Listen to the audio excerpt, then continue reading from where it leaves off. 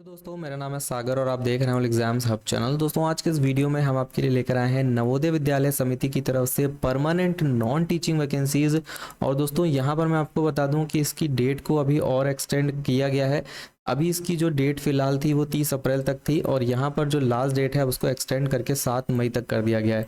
तो आपके पास अभी समय है, काफ़ी सारी वैकेंसीज हैं, लगभग 1000 से ऊपर आपको वैकेंसी यहाँ पर देखने को मिल जाएंगी।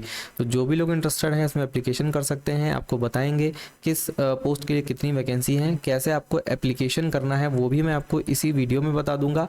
और जो भी जानकारी है, कैसे एग्ज़ाम होगा, क्या क्या सिलेबस रहेगा, सब कुछ आपको इस वीडियो में एंड तक मैं बताने वाला हूँ। तो जो भी लोग इंटरेस्टेड हैं अप्लाई करने के लिए वीडियो को एंड तक ज़रूर देखें। और चलिए अब स्टार्ट करते हैं आज का ये वीडियो। तो दोस्तों सबसे पहले आपके सामने नोटिफिकेशन है, यहाँ पर आप देख सकते हैं recruitment for female staff nurse, assistant section officer, audit assistant, ये सारी पोस्ट आपके सामने लिखी हुई हैं। इन पोस्ट पर ये वैकेंसीज जो है वो भरी जानी है।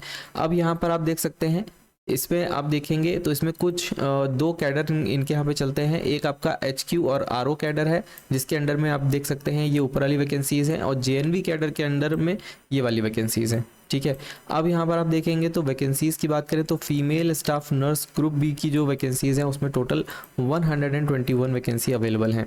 इसके बाद आप देखेंगे असिस्टेंट सेक्शन ऑफिसर, इसके लिए टोटल 5 वैकेंसी हैं। असिस्टेंट ऑडिट असिस्टेंट की वैकेंसी हैं, इसमें टोटल 12 वैकेंसीज है। जूनियर ट्रांसलेशन ऑफिसर की 4 वैकेंसीज हैं। लीगल असिस्टेंट ग्रुप बी की 1 वैकेंसी है। स्टेनोग्राफर ग्रुप सी के लिए टोटल 23 वैकेंसीज है। कंप्यूटर ऑपरेटर ग्रुप सी के लिए 2 vacancies. Then catering supervisor group c के लिए total 78 vacancies. Junior secretariat assistant group c की जो वैकेंसीज हैं उसके लिए टोटल 21 वैकेंसी अवेलेबल हैं। इसके बाद आप आ जाते हैं जिसमें सबसे ज़्यादा वैकेंसीज आप कह सकते हैं कि जूनियर सेक्रेटेरिएट असिस्टेंट जो कि JNV कैडर में है, टोटल 360 पोस्ट यहाँ पर अवेलेबल हैं। इसके बाद आप देखेंगे इलेक्ट्रीशियन कम प्लम्बर की इनको ज़रूरत है, उसके लिए यहाँ पर 128 वैकेंसी है। लैब अटेंडेंट की 161 वैकेंसी हैं। मैस हेल्पर की 442 वैकेंसीज हैं। सबसे ज़्यादा वैकेंसीज दोस्तों मैस हेल्पर की ही यहाँ पर अवेलेबल हैं। देन आप देखेंगे MTS यानी कि मल्टीटास्किंग स्टाफ, इसके लिए मात्र 19 वैकेंसी यहाँ पर रखी गई हैं। इसके बाद आप थोड़ा सा नीचे आएंगे तो यहाँ पर दोस्तों आपको इन सभी पोस्ट का आपको यहाँ पर एलिजिबिलिटी क्राइटेरिया और जो भी क्वालिफिकेशन मतलब जो आपको चाहिए वो यहाँ पर आपको बताई गई है। जैसे कि फीमेल स्टाफ नर्स के लिए लेवल 7 की ये जॉब है, 35 साल मैक्सिमम एज है यहाँ पर, और BSc आपके पास होना चाहिए, BSc honours in nursing from a recognised university, या फिर regular course in BSc nursing from a recognised university. 3 option आपके पास दिए गए हैं, और साथ ही post basic BSc nursing from a recognised university. तो यहाँ पर 2-3 आपको क्वालिफिकेशन दी गई है, इनमें से जो भी आपके पास हो, सूटेबल हो आपके लिए, उसके थ्रू आप यहाँ पर एप्लीकेशन कर सकते हैं। डिज़ायरेबल में इन्होंने मांगा है कि वर्किंग नॉलेज ऑफ हिंदी आपको होना चाहिए, यानी कि हिंदी और जो रीजनल लैंग्वेज होती है उसमें आपको काम करना आना चाहिए, साथ ही इंग्लिश भी आनी चाहिए। असिस्टेंट सेक्शन ऑफिसर की यहाँ पर वैकेंसीज हैं, इसके लिए यहाँ पर ये पे लेवल 6 रहेगा।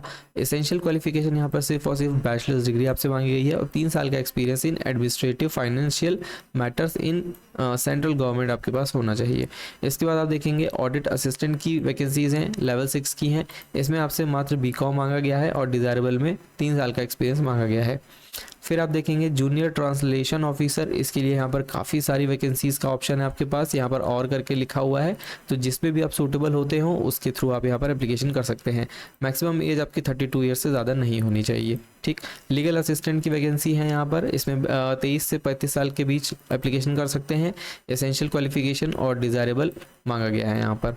ठीक है, तो इसको आप एक बार रीड कर लें। स्टेनोग्राफर के लिए जो लोग एप्लीकेशन करना चाहते हैं उनको सिर्फ और सिर्फ 12th यहाँ पे मांगा गया है, और स्किल टेस्ट नॉर्म्स आपके जो रहेंगे वो रहेगा डिक्टेशन 10 MTS @ 80 वर्ड्स पर मिनट, और ट्रांसक्रिप्शन की बात करें तो 50 MTS इंग्लिश और 60 MTS हिंदी ऑन कंप्यूटर आपका होना चाहिए।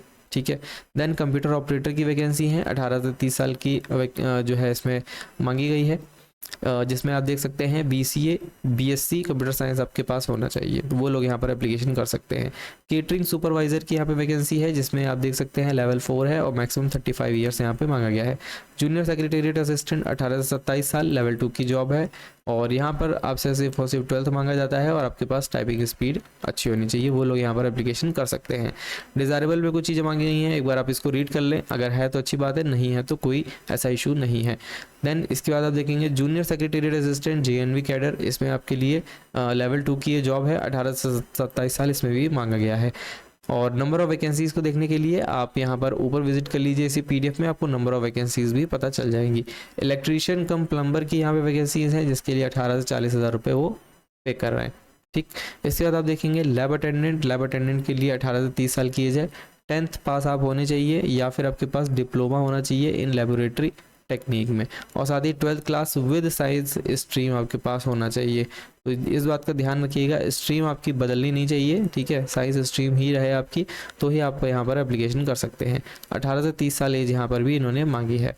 इसके बाद आप देखेंगे MTS के लिए एसेंशियल क्वालिफिकेशन सिर्फ और सिर्फ 10th मांगी जाती है, जिसमें आपकी 18 से 30 साल के बीच की एज होनी चाहिए। अब यहाँ पर रिलैक्सेशन आपको कैसा मिल रहा है, SC और ST कैंडिडेट्स को पूरा 5 साल का रिलैक्सेशन मिल रहा है, और अदर बैकवर्ड क्लासेस जो कि नॉन क्रीमी लेयर में आते हैं उनको 3 साल का। और for the post of mess helper, यहाँ पर इन्होंने और चीज़ें लिखी हुई हैं, आप लोग इसको एक बार ज़रूर से रीड कर लें, ठीक, उसके बाद ही एप्लीकेशन को स्टार्ट करें। अब यहाँ पर आप देखेंगे, मैं आपको बता दूं कि EWS के लिए क्या क्राइटेरिया है, एक बार इसको ज़रूर से रीड कर लें, उसके बाद ही आप अपना EWS बनवाएं, या फिर अगर बना हुआ है तो उसी को आप यूज़ भी कर सकते हैं। मोड ऑफ सिलेक्शन उन्होंने कहा है कि कॉम्पिटिटिव एग्जाम एंड इंटरव्यू के बेस पर यहाँ पर जो है सिलेक्शन किया जाएगा। इसके बाद ये नंबर ऑफ़ सिटीज़ यहाँ पे लिखी हुई हैं, यानी कि किन के सिटीज़ में एग्ज़ाम हो सकते हैं, कंडक्ट कराए जा सकते हैं, वो लिस्ट इन्होंने प्रोवाइड कर दी है। इसमें आप देख लीजिए कि आपका शहर यहाँ पर अवेलेबल है भी या नहीं, अगर आसपास के किसी शहर में है तो आप उसको सेलेक्ट कर लीजिएगा, ठीक। इसके बाद यहाँ पर आपको मैं बता दूँ, ये आप देखेंगे स्कीम ऑफ एग्जामिनेशन, सभी पोस्ट की अलग अलग स्कीम है, सभी को आप देख सकते हैं। मोस्टली आपको रीजनिंग, क्वान्टिटेटिव एप्टीट्यूड और जनरल इंग्लिश और जनरल हिंदी तो आपसे पूछा जाएगा, ठीक। तो जो भी लोग यहाँ पर एप्लीकेशन करने वाले हैं इन सब चीज़ों की तैयारी कर लें। और इसके बाद हम थोड़ा सा नीचे बढ़ते हैं। यहाँ पर दोस्तों आपकी जो मार्किंग है वो नेगेटिव मार्किंग होगी, ठीक है, इस चीज़ का आपको ध्यान रखना है। 0.4 की यहाँ पे नेगेटिव मार्किंग है। एप्लीकेशन फ़ी की बात करें तो यहाँ पर फीमेल स्टाफ नर्स के लिए 1000 रुपये फ़ीस है, ठीक है। जनरल OBC और NCL के लिए टोटल 1500 रुपये फ़ीस रखी गई है, और SC ST PWD के लिए 500 रुपये फ़ीस रखी गई है। तो यहाँ पर आप देख सकते हैं कि कितनी फ़ीस यहाँ पर ली जा रही है। इसका जो नीचे जितनी पोजीशन है सबके लिए 500 रुपये फ़ीस है, यानी कि 500 रुपये आपके एप्लीकेशन फ़ीस, 500 रुपये आपकी प्रोसेसिंग फ़ीस, और टोटल हो जाता है 1000 रुपये। और इस तरह से यहाँ पर अगर SC ST में जाते हैं तो यहाँ पर नील है, और 500 रुपये आपको सिर्फ प्रोसेसिंग फ़ीस देनी है, तो इस तरह से हो जाते हैं टोटल 500 रुपये। तो यहाँ पर जो भी लोग इंटरेस्टेड है एप्लीकेशन कर सकते हैं। 1/4 की नेगेटिव मार्किंग है, मैंने आपको ऑलरेडी बता दिया है, ठीक है।